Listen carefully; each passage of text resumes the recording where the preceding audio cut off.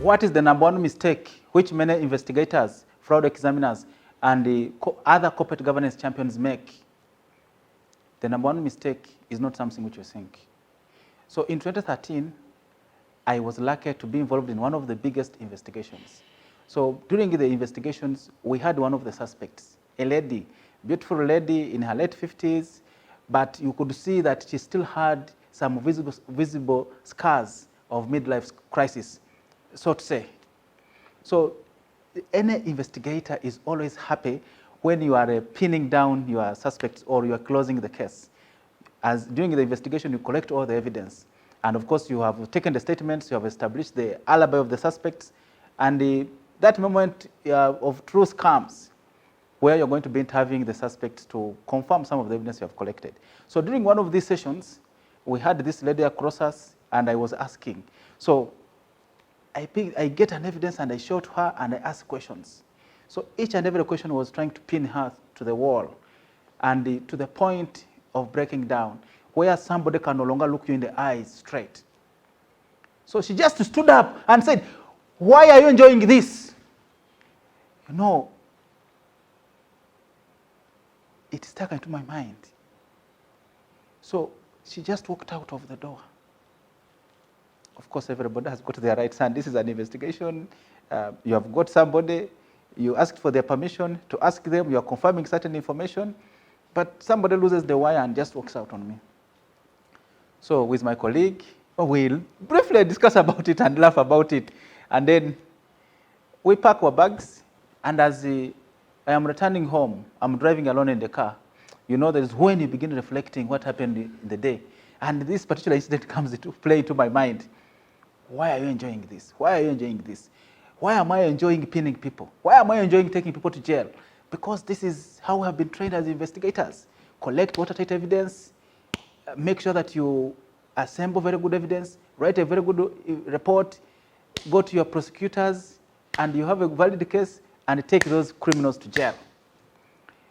But if we go back to in time and see, as a professional, where do we add a lot of the value? Do we add a lot of value when we take many people to jail, or we add value when we prevent many people from committing the crime in the first place? And this is where fraud risk maturity assessment comes in. Enterprise risk maturity assessment comes in because it is giving you an opportunity to champion corporate governance best practices. I am called Mustapha Mugisa, ladies and gentlemen, and I will be speaking at the forthcoming 14th annual conference of the ACFE South Africa on 13 September. I would like to meet you there. We are going to discuss my personal experiences. Have been in corporate governance for the last 18 years, but also having investigated so many cases, and of course going in court as expert witness, and personally visiting people in jail and engaging with them. So we will share why it is very important to prevent people from going to jail in the first place other than taking them to jail. And the takeaways from this presentation on how to conduct a successful fraud risk assessment, you learn, one, what is risk maturity? What are the 10 building blocks or pillars of enterprise risk management strategy according to ISO CERT 1000? And how do you assess where your organization falls on a scale of 1 to 5? Or 1 being the least mature, and then 5 being most advanced and sophisticated.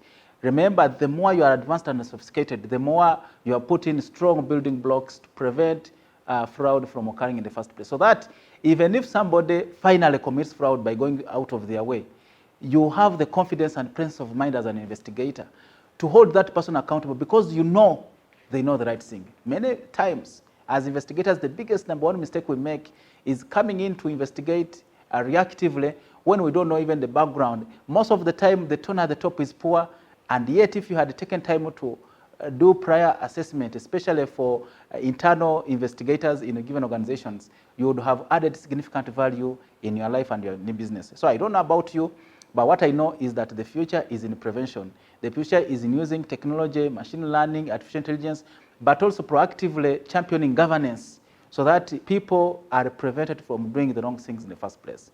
Thank you very much. I look forward to see you there. I will conduct a virtual session or via Zoom or any platform provided by the conference organizers, and it will be very fantastic. See you there. I remain Mustapha Mugisa, Mr. Strategy. Thank you.